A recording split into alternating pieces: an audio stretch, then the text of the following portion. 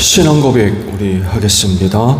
나는 전능하신 아버지 하나님 천지의 창조주를 믿습니다. 나는 그의 유일하신 아들 우리 주 예수 그리스도를 믿습니다. 그는 성령으로 잉태되어 동정녀 마리아에게서 나시고 본디오 빌라도에게 고난을 받아 십자가에 못 박혀 죽으시고 장사된 지 사흘 만에 죽은 자 가운데서 다시 살아나셨으며 하늘에 오르시어 전능하신 아버지 하나님 우편에 앉아 계시다가 거기로부터 살아있는 자와 죽은 자를 심판하러 오십니다. 나는 성령을 믿으며 거룩한 공교회와 성도의 교제와 죄를 용서받는 것과 몸의 부활과 영생을 믿습니다. 아멘. 찬송가 200장 우리 부르시죠.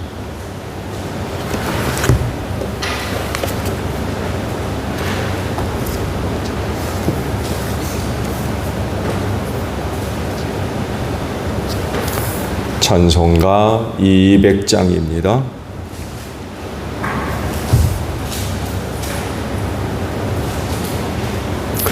달고 묘한 그 말씀 생명의 말씀은 귀한 그 말씀 진실로 생명의 말씀이 나의 길과 믿음 밝히 보여주니 아름답고 귀한 말씀 생명샘이로다. 아름답고 귀한 말씀 생명샘이로다. 귀한 주님의 말씀은 내 노래 되도다. 모든 사람을 살리는 생명의 말씀을 값도 없이 받아 생명길을 가니 아름답고 귀한 말씀 생명샘이로다. 아름답고 귀한 말씀 생명샘이로다. 널리 울리어 퍼지는 생명의 말씀은 마음의 용서와 평안을 골고루 주나니 다만 예수 말씀 듣고 복을 받네. 아름답고 귀한 말씀 생명샘이로다. 아름답고 귀한 말씀 생명샘이로다. 아멘. 말씀을 봅니다. 데살로니가전서 2장 13절에서 마지막 절까지 있는 말씀을 보겠습니다. 데살로니가전서 2장 13절로 20절에요. 우리가 하나님께 끊임없이 감사하는 것은 여러분이 우리에게서 하나님의 말씀을 받을 때에 사람의 말로 받아들이지 아니하고 실제 그대로 하나님의 말씀으로 받아들였기 때문입니다. 이 하나님의 말씀은 또한 신도 여러분 가운데서 살아 움직이고 있습니다. 형제자매 여러분, 여러분은 그리스도 예수 안에서 유대에 있는 하나님의 교회들을 본받는 사람들이 되었습니다. 그들은 유대 사람에게서 고난을 받은 것과 같이 여러분도 여러분의 동족에게서 똑같은 고난을 받았습니다. 유대 사람은 주 예수와 예언자를 죽이고 우리를 내쫓고 하나님을 기쁘게 해 드리지 않고 모든 사람에게 적대자가 되었습니다. 그들은 우리가 이방 사람에게 말씀을 전해서 구원을 얻게 하려는 일까지도 방해하고 있습니다. 그리하여 그들은 자기들의 죄의 분량을 채웁니다. 마침내 하나님의 진노가 그들에게 이르렀습니다. 형제자매 여러분, 우리가 잠시 여러분을 떠난 것은 얼굴이요 마음이 아닙니다. 우리는 얼굴을 마주하고 여러분을 볼 수 있기를 간절히 바라고 있습니다. 그러므로 우리는 여러분에게로 가고자 하였고 특히 나 바울은 한두 번 가고자 하였습니다. 그러나 사탄이 우리를 방해하였습니다. 우리 주 예수께서 오실 때에 그분 앞에서 우리의 희망이나 기쁨이나 자랑할 면류관이 무엇이겠습니까? 그것은 여러분이 아니겠습니까? 여러분이야말로 우리의 영광이요 기쁨입니다. 아멘. 오늘 아침에는요 13절에 있는 말씀을 보려고 합니다. 중반절에 있는 말씀이에요. 여러분이 우리에게서 하나님의 말씀을 받을 때에 라는 말씀입니다. 데살로니가 교회 성도들이 보여준 또 하나의 귀한 모습을 기록을 하셨어요. 그들은 먼저 환난 속에서도 믿음을 지켰다라고 말씀을 하시고 그 믿음이 여러 지역으로 소문이 퍼졌고 그 믿음이 그들에게 본이 되는 이런 그 소중한 모습을 보여주었다라고 칭찬을 하죠. 그리고 또 다른 하나, 데살로니가 교회 성도들이 가지고 있었던 또 다른 하나, 그건 바로 말씀을 받을 때에 사람의 말로 받지 않고 실제 그대로 하나님의 말씀으로 받았다라고 기록을 하고 있습니다. 믿음이 바로 서는 데 있어서 반드시 필요한 것이 바로 말씀이죠. 말씀 없는 믿음은 이건 상상도 할 수 없죠. 말씀 없이 어떻게 믿음이 생깁니까? 왜냐하면 알고 믿어야 할 내용이 바로 그 말씀이기 때문에 그래요. 기독교 신앙은 맹신이 아니죠. 근데 무조건 믿는 신앙이 아니에요. 알고 믿는 거예요. 알고 믿으려면 뭐가 필요해요? 말씀이 필요해요. 그래서 말씀 없는 신앙은 이건 있을 수가 없는 거죠. 생길 수도 없고요. 말씀이 반드시 필요합니다. 그런데 데살로니가 교회 성도들은 사도들이 가서 말씀을 전할 때에 있는 그대로 하나님의 말씀으로 그거를 받아들였다라고 지금 이야기를 하고 계신 거죠. 그러니까 그들의 믿음에 대한 소문이 각처로 퍼져서 본이 되는 그런 그 믿음의 이야기를 가질 수가 있었다는 거죠.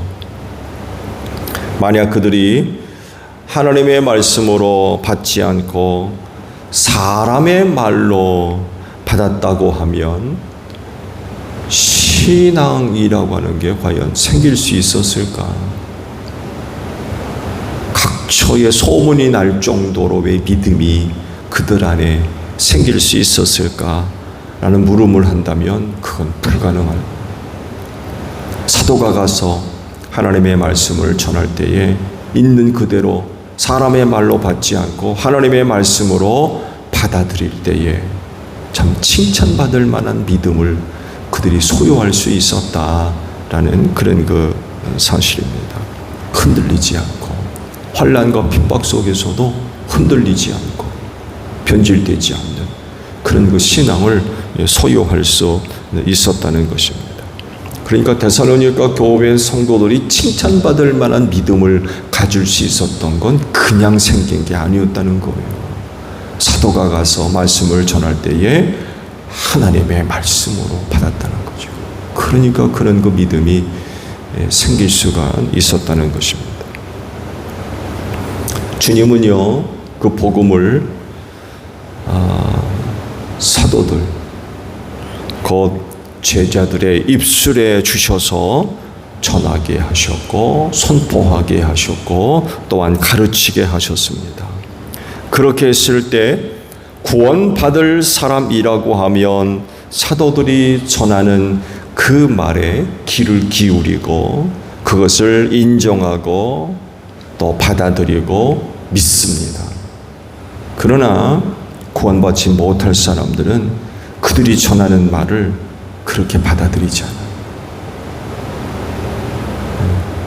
오늘 말씀에 기록된 대로 사람의 말로 받아들여요. 결코 그렇게 반응을 하지 않는 거죠. 주의 말씀으로 듣지 않고 사람의 말로 받아들이죠. 그러니 믿음이 어떻게 생깁니까? 믿음이 생길 수가 없죠.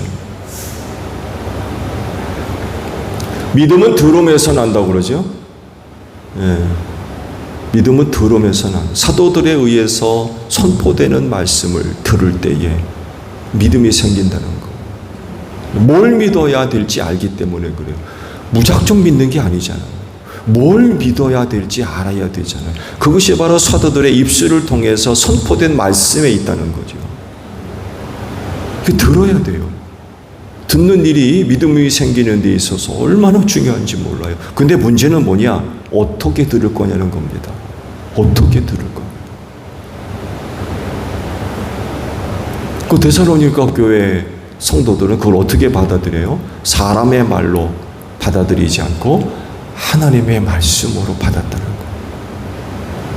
그러니까 믿음이 생기는 거. 사람의 말로 받아들였다는 것은 안 믿겠다는 거죠.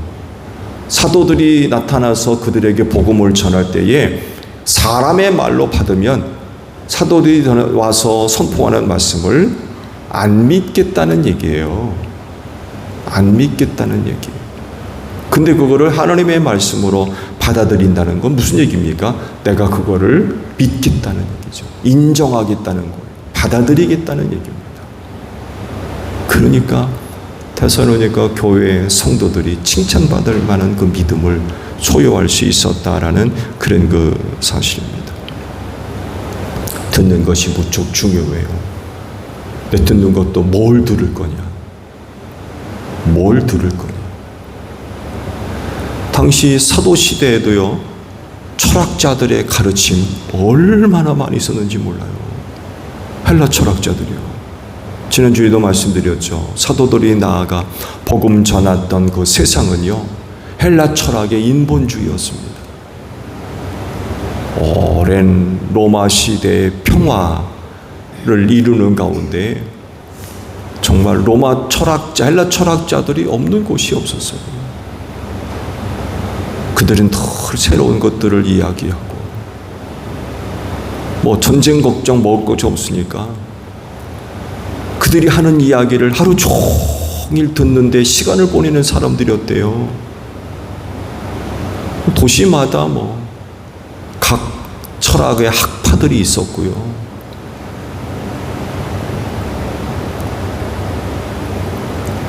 근데 그런 것들을 들어서는 믿음이 생길 수가 없는 거죠. 그야말로 그건 하나님의 말씀이 아니라 그건 진짜 사람의 말인 거죠. 뭘 듣느냐 중요하죠. 또 하나 어떻게 들을 거냐.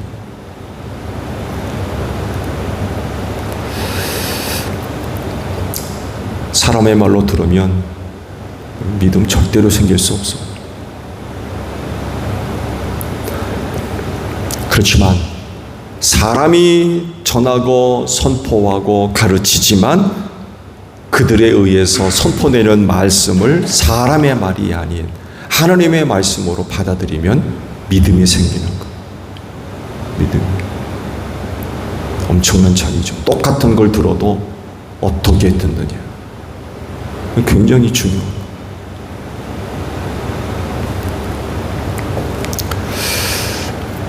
고린도전서 1장 21절에 이런 거 말씀을 하시죠. 들어보세요. 이 세상은 그 지혜로 하나님을 알지 못하였습니다. 하나님의 지혜가 그렇게 되도록 한 것입니다. 하나님께서는 어리석게 들리는 설교를 통하여 믿는 사람들을 구원하시기를 기뻐하신 것입니다. 이런 거 말씀을 하세요. 설교라는 단어의 원어는 캐리그마입니다. 이 캐리그마는 선포하는 것과 듣는 것 동시에 두 가지 의미가 다 포함되어 있대요. 캐리그마. 개역에서는 전도라고 표현되어 있는데 세번역에는 설교. 선포하다 혹은 선포하는 것을 듣다.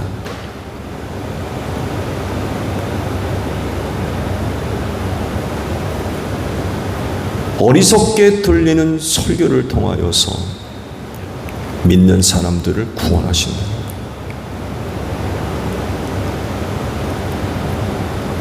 선포되는 말씀을 듣는 것 혹은 배우는 것 굉장히 중요하다는 것입니다. 세상의 지혜로 볼 때에 설교는 어리석게 들려요. 왜 그럴까요? 사람의 말로 보고 듣기 때문에 그래요. 그러니까 어리석은 거예요. 저거 들어서 뭐하나. 저거 들어서 뭐하나. 그러니 구원에 이를 수 있습니까? 구원받을 수가 없는 거죠. 그 세상의 지혜로 볼 때에는 설교는 미련하다는 거죠. 미련. 사람의 말로 듣기 때문에 그래요. 근데 놀라운 사실은요, 하나님께서는 그 설교를 통해서 구원하십니다. 듣고 믿음이 생기니까 그래요. 설교를 사람의 말로 듣지 않고 하나님의 말씀으로 들어서 믿음이 생기기 때문에 그렇습니다. 또 믿음이 있는 사람이라고 하면 그 설교를 통하여서 더욱더 그 믿음이 성장하고 성숙되는 그런 그 열매를 맺게 될 줄로 믿습니다. 같은 말씀 고린도전서 1장 22절의 말씀을 보면 이런 말씀이 또 기록되어 있어요. 이어서 유대 사람은 기적을 요구하고 그리스 사람은 지혜를 찾는다 라고 말씀을 하세요. 즉 유대인들은 뭘 믿는다는 거예요? 기적을 믿는다는 거예요. 기적이 있어야 믿는 거예요. 기적이 있어야 참되다는 거죠. 기적이 있어야 참되다. 기적이 있으면 믿어요. 없으면 안 믿는다는 거죠. 그 유대교인들이 예수님한테 늘 요구했던 게 바로 이거 아닙니까? 기적을 보여주세요. 표적을 보여주세요. 그러면 우리가 믿겠습니다. 그렇다고 예수님이 기적과 표적을 안 행하셨느냐? 그렇지 않잖아요. 많은 기적과 표적을 보여주셨어요.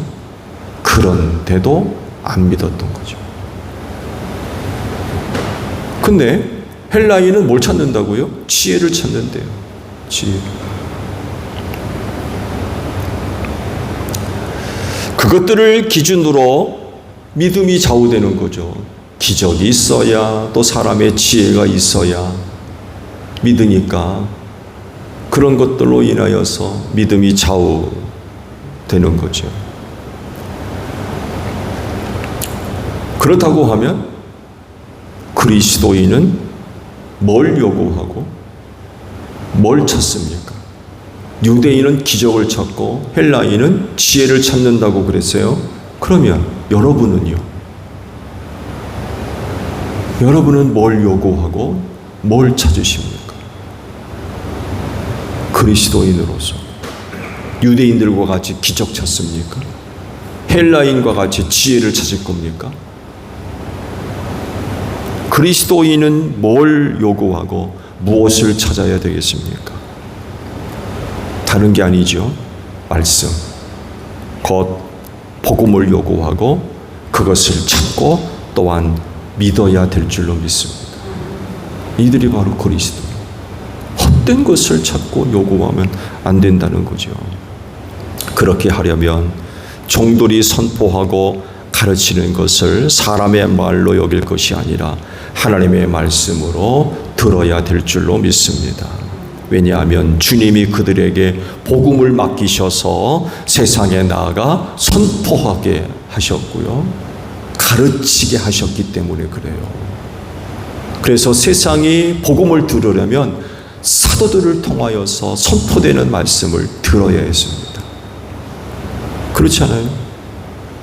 예수께서 누구에게 복음을 맡겨주셨어요? 사도들 아닙니까?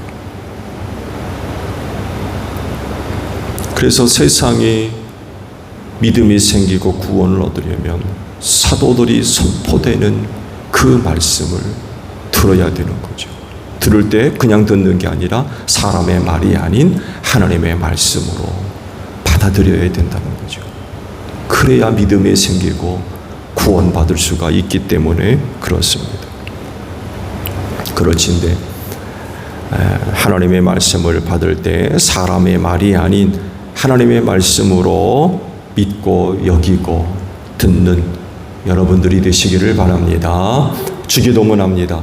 하늘에 계신 우리 아버지, 아버지의 이름을 거룩하게 하시며 아버지의 나라가 오게 하시며 아버지의 뜻이 하늘에서와 같이 땅에서도 이루어지게 하소서. 오늘 우리에게 일용할 양식을 주시고 우리가 우리에게 잘못한 사람을 용서하여 준 것 같이 우리 죄를 용서하여 주시고 우리를 시험에 빠지지 않게 하시고 악에서 구하소서. 나라와 권능과 영광이 영원히 아버지의 것입니다.